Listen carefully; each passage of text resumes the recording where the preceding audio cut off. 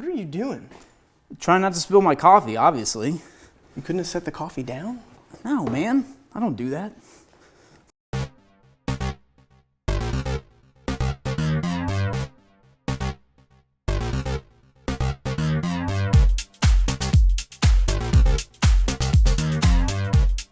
Hey guys, welcome to Gear Tasting. Today I wanted to start off with a discussion on SBRs versus a standard AR, meaning something that's 16 inches or above. SBR being that you have to get a tax stamp for it, which I'll address in a second. But this is kind of a carryover from our conversation that we started on Gear Tasting Radio on the podcast, and it was formed from a conversation I had had with a couple of friends over Facebook Messenger, which was someone was buying or had already bought a 10.5, so it's an SBR.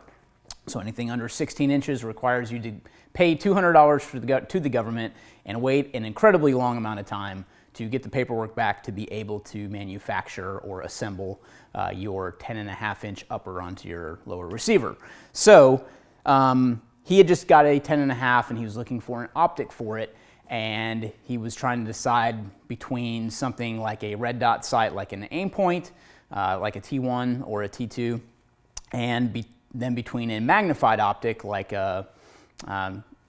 I think he was even talking about a red dot magnified optic, so it's like a 1-to-8 power. So my argument was that there really is no reason, or it felt like it was out of context to put a magnified optic on a short barrel rifle. So, meaning this is a 10.5-inch rifle, and the purpose of creating an SBR, there's a lot of different reasons many people will opt to SBR a gun. So one is you want a decreased size platform, so meaning you want a shorter barrel and you want something under 16.5. Now you can have a 14.5-inch barrel if you permanently weld and affix the flash hider. So if you look at the 14.5 that I have here, this has a permanently attached flash hider. So if you look underneath right here, there was a pin that we drilled and welded, so that's legally compliant for a 14.5. So really it's 16 inches overall in length.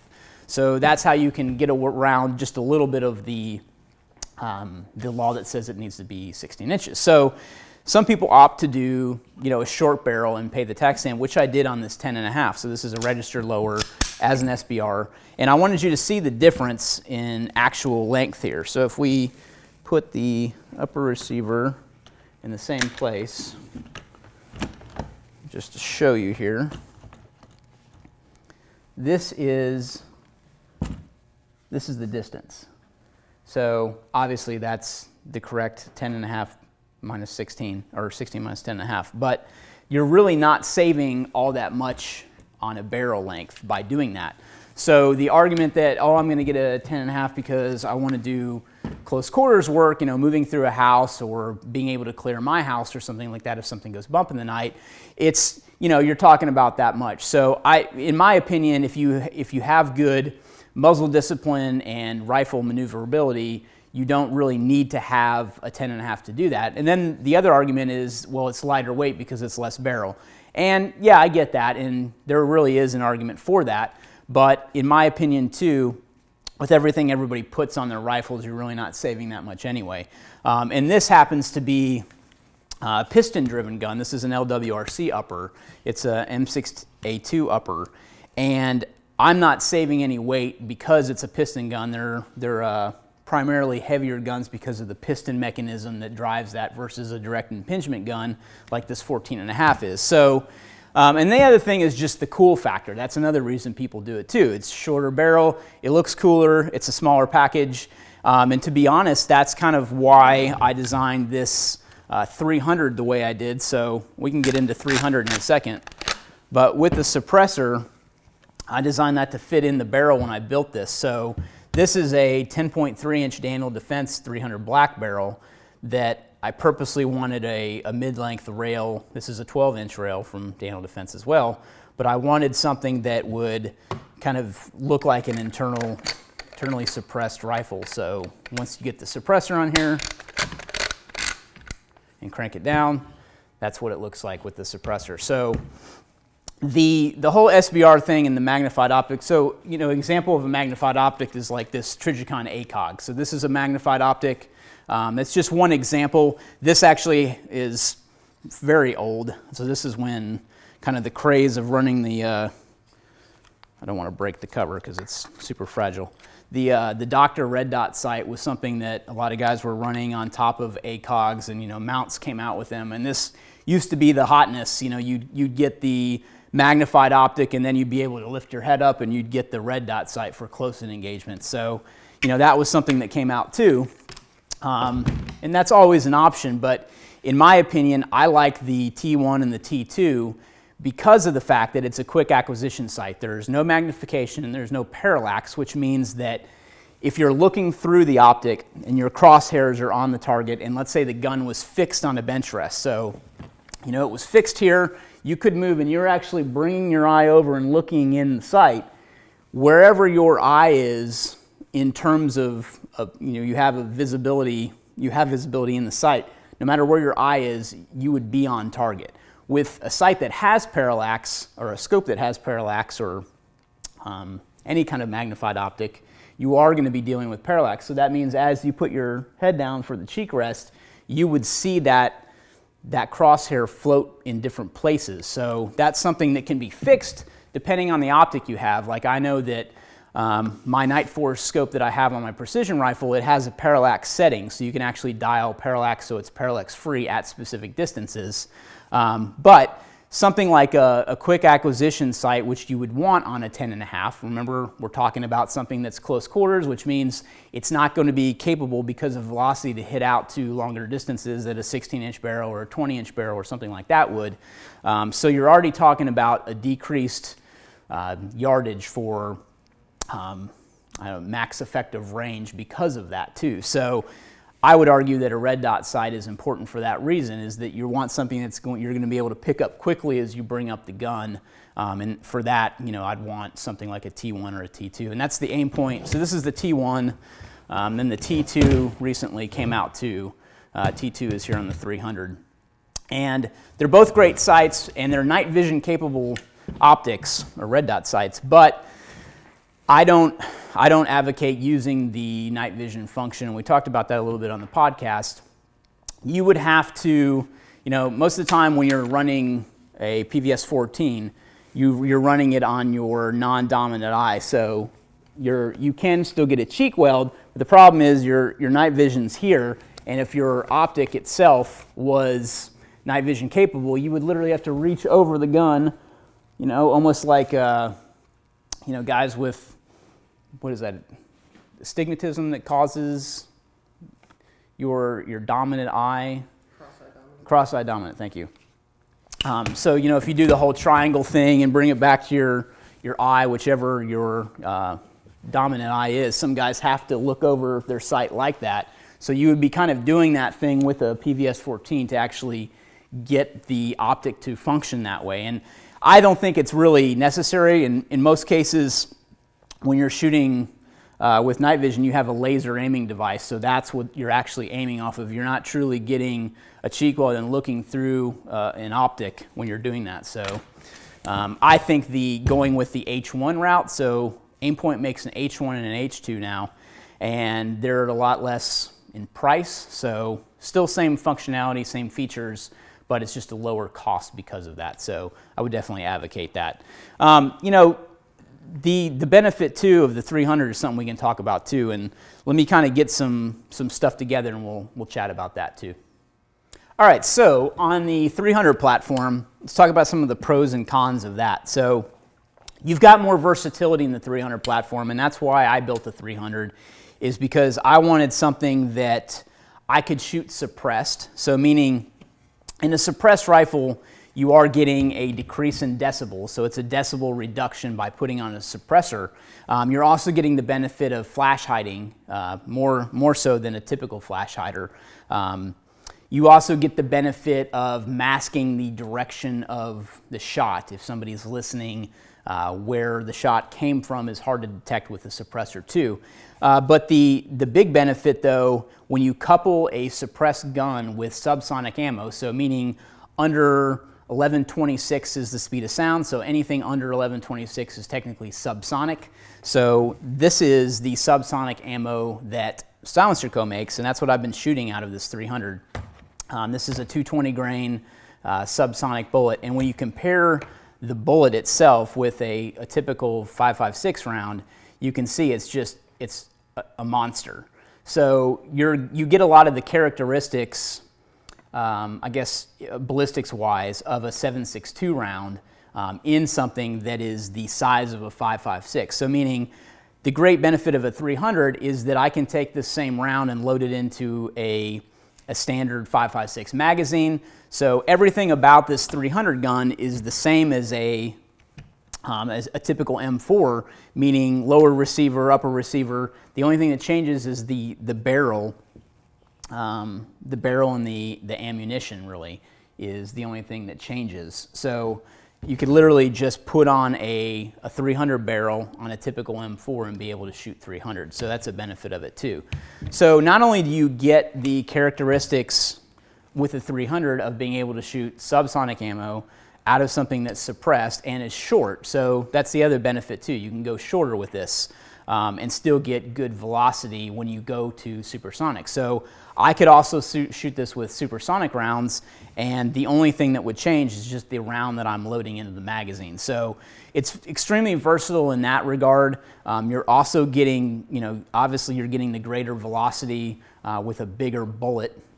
You got a 220 grain bullet, and it's a good package to have. So if I was going to recommend a build for something that somebody that wanted a short barrel, wanted something that they could shoot suppressed, but then also wanted something that could reach out to get out to M4 distances, I would definitely recommend a 300. So those are kind of my take on the whole SBR 300 AR type platform stuff.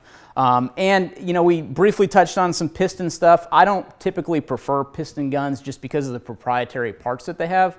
So direct impingement system that uses a traditional gas tube is what I prefer. And that took me a while. My actual first gun was a piston driven gun before I really understood why I was choosing a piston gun, and I understood why it's not as beneficial as one might seem. So the great thing about a piston-driven gun is that it's using a piston system to take that gas that exits the gas port and pushes it back into the upper receiver. So the benefit of a piston-driven system is that the upper receiver doesn't get all nasty with gases and fumes. That gas is actually pushing a piston back into the upper receiver. So this piston rod here is getting shoved back into the upper receiver that's cycling the gun. So when your bolt carrier group cycles back, it's been cycled back through a piston system rather than the gas actually pushing the bolt carrier group back. So that's a benefit too, is that it stays cleaner, but again, you're dealing with the proprietary parts now. So if something breaks, it's not as easy to get parts for. You have to go direct probably to the manufacturer of that particular gun. All piston systems aren't created equal, so you run into that too. One last thing I wanted to touch on too on this discussion is I have messed around with the MRO.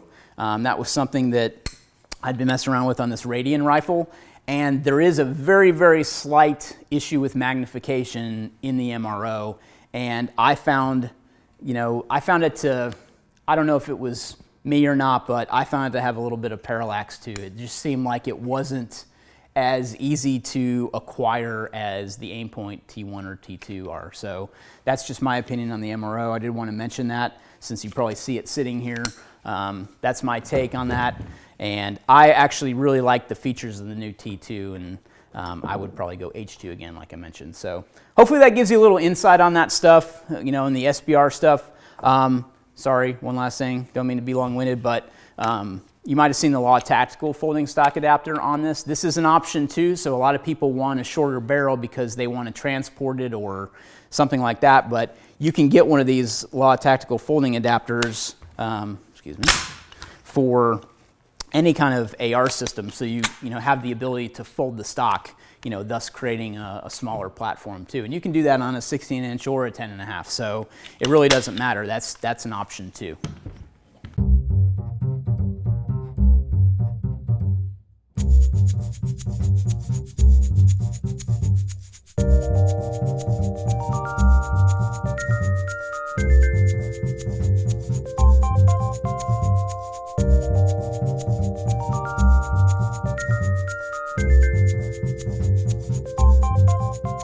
All right, let's do some questions over coffee.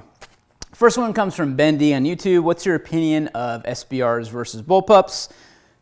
Good question, considering we just talked about SBRs. So I do not own a bullpup. I have shot them before, and I feel like the platform is a difficult learning curve for somebody that's never, or that's not familiar with the platform. So in my opinion, I like ARs because they're fairly ubiquitous. So meaning I know that any AR I can manipulate the same way for the most part. There's the argument that by putting on ambidextrous controls on an AR system, you're now kind of changing the platform, and if you're used to shooting that way, then you can't transition to a regular AR the same way. You know, same goes with the argument with kind of the new proprietary Radian system, and we've talked about this on we did a pretty extensive workup on the Radian rifle, the Model 1, whenever we were reviewing it back on a previous gear tasting. But it's got the ADAC system, which is the ambidextrous control. So I can do a lot of the manipulations for the gun from the opposite side without having to take my hand off fire control. So there's an inherent benefit in that, but at the same time, when you're kind of going cross-platform too, like the bullpup is, there is a whole completely separate group of controls for that. So the learning curve is a little greater. I'm not necessarily downing the weapon just because it's got a different control system. I'm not as apt to want to buy one or use that as my daily rifle because of that. So hopefully that answers your question. I do like them. I've shot them just fine. I think they're fairly good guns, but I think in terms of would I buy one over an AR, probably not. All right. Next question comes from Rick, R-I-K, Rick.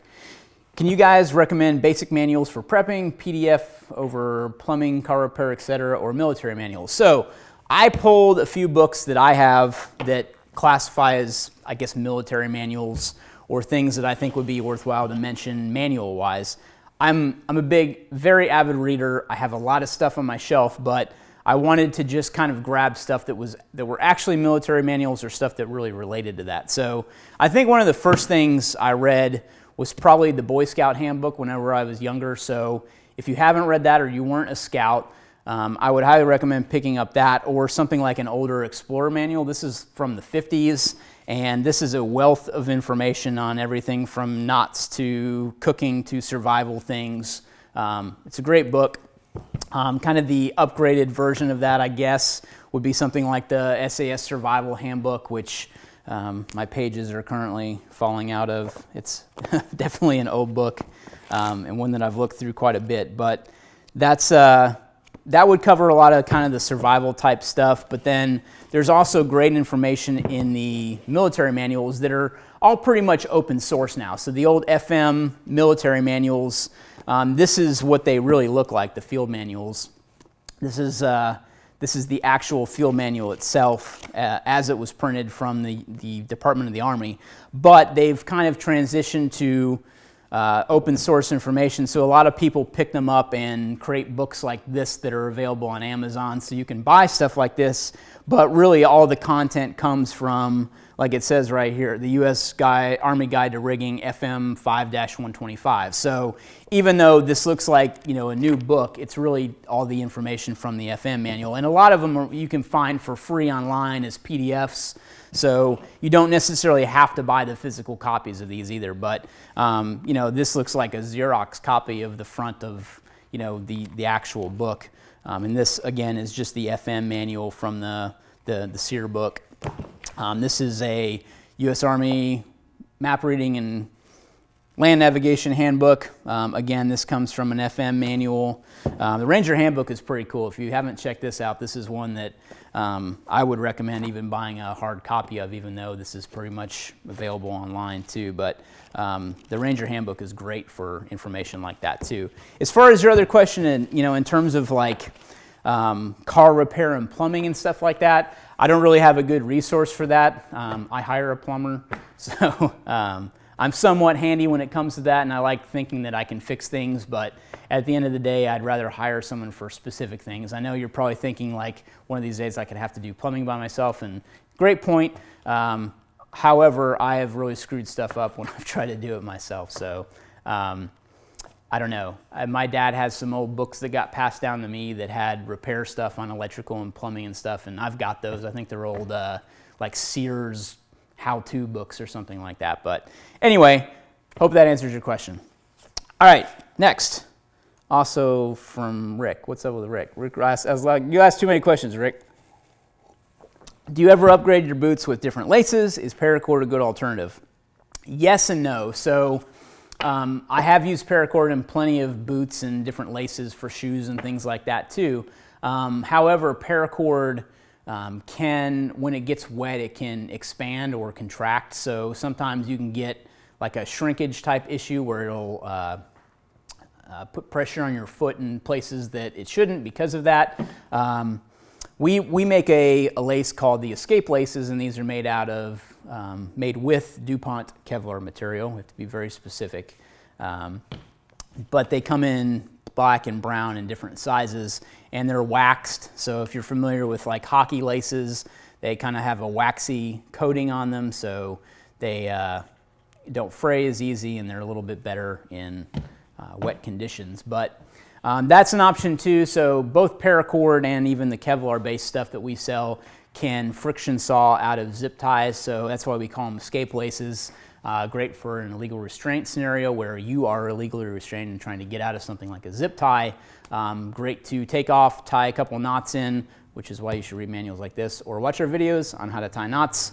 You can actually take a shoelace off, slip it over each of your feet, and bicycle your feet back and forth, which creates friction to melt through one of those zip ties. So that's an option too. That's kind of my opinion on laces. I would go with something like a Kevlar-based lace or something that will withstand the heat. And that's what's great about Kevlar is that heat that's been created through the friction.